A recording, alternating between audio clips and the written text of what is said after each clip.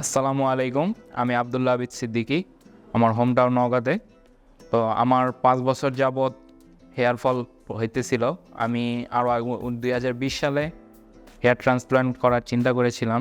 তো কোভিডের কারণে আর কি হয়ে ওঠে নাই। সো আমি রিসেন্ট হেয়ার ট্রান্সপ্লান্ট করার সিদ্ধান্ত নেই অ্যান্ড হেয়ার ট্রান্সপ্লান্ট করি। আর এই হেয়ার ট্রান্সপ্লান্ট জার্নির অভিজ্ঞতা ছিল সম্পূর্ণ ভিন্ন রকম অ্যান্ড আমার এক্সপেকটেশন থেকে অনেক ভালো ছিল আর কি।